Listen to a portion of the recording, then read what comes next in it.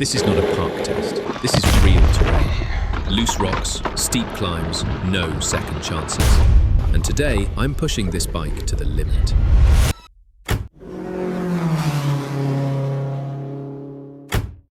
This is the Engwe Engine Pro 3.0 Boost. 20-inch folding e-bike, fat-style tyres, but not full fat anymore. And that changes everything. First thing you notice, it's compact. At 193 centimeters, I can ride it comfortably, but the cockpit feels short. Handlebar is close. You feel it especially off-road. On the plus side, the upright position is actually very comfortable, almost like sitting on a chair. Great for long rides, not perfect for aggressive climbing. The motor is not subtle. It's louder than other Engwe models, and the torque response. At low speed, it feels more like cadence than true torque sensing. You push lightly or hard, the initial response is almost the same. It improves while riding, but it's not as refined as you'd expect. Now, this is my test hill. Same place, same conditions. I use it for every bike. And here, you really feel the difference. Without boost, this gets hard very quickly. Even in lower gears, your legs start to burn. For reference, the Engine X failed this climb completely.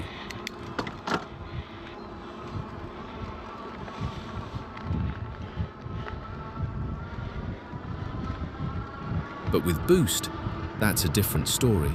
You need cadence, you need to pedal fast, but when it kicks in, it pulls you up.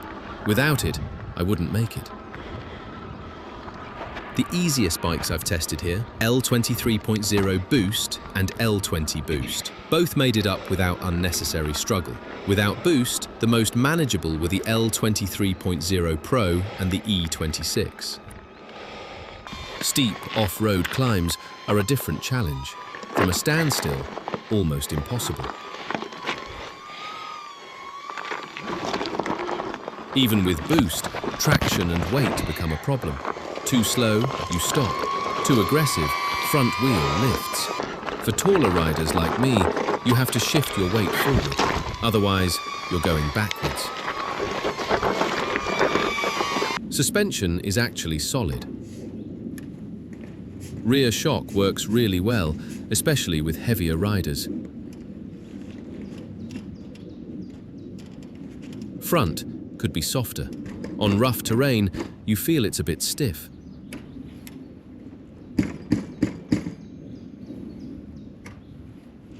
But here's something important. Same descent, wet surface, exposed rocks.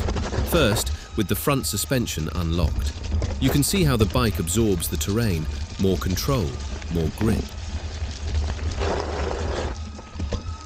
One more thing for real off-road use. I would strongly recommend removing the mudguards.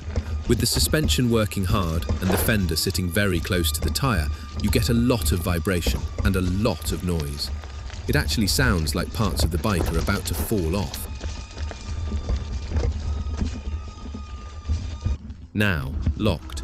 And instantly, the front becomes much harsher. More vibration, less stability, especially on wet ground.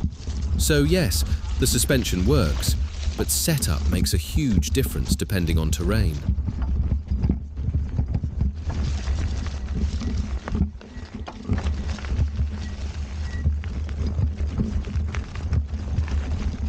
Now something unexpected, the front fender. It's wide and mounted very close to the tyre. In strong wind, it actually affects handling. You feel it pulling the bike, almost like lane assist in a car. Off-road? Just remove it. Seriously. This is not the old Engwe fat tyre. This is a compromise. On dry terrain, rocks, forest trails, it works well. But on wet surfaces, that's where things change. Less grip, less confidence, and definitely not made for aggressive wet off-road riding.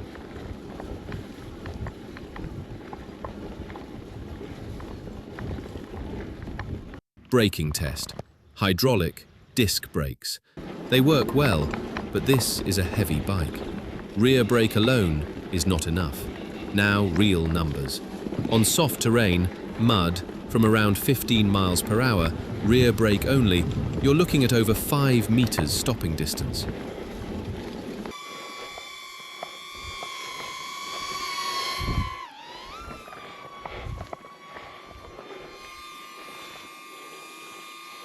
On wet, hard surface, rear brake alone, around 7 meters.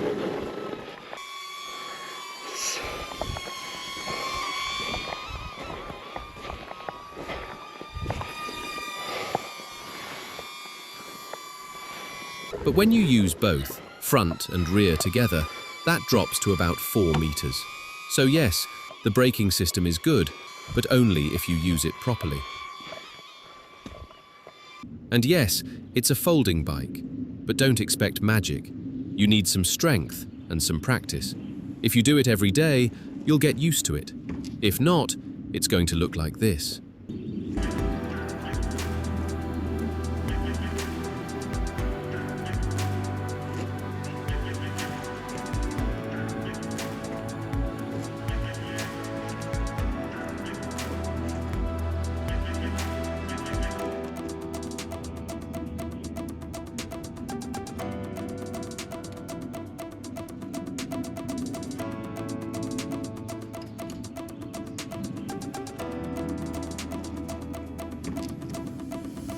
Let's be honest for a second. This is where most people will actually ride this bike. Grass, light trails, open paths, not extreme off-road like I showed earlier. And here, the bike feels completely different. Stable, predictable, and actually really comfortable. Those hybrid tyres start to make sense. On this kind of terrain, they roll smoothly, they don't fight you, and you don't feel like you're overworking the bike. The suspension also works much better here. You still get support, but without that harsh feeling I noticed on more aggressive terrain. And this is exactly the point most people miss. This bike is not built for extreme terrain. It's built for versatility, light off-road, mixed conditions, everyday riding. That's where it actually shines. So, what is this bike? It's not a lightweight commuter. It's not a pure off-road machine. But in the right conditions, it's fun. Boost makes the difference. Suspension helps. Comfort is there. Just don't expect it to do everything perfectly. If you found this test useful, consider subscribing to the channel. I test bikes in real conditions like this, not just on smooth park paths. And if you're thinking about getting an Engwe bike, you'll find my discount codes in the description and in the pinned comment below. It helps support the channel and saves you some money at the same time.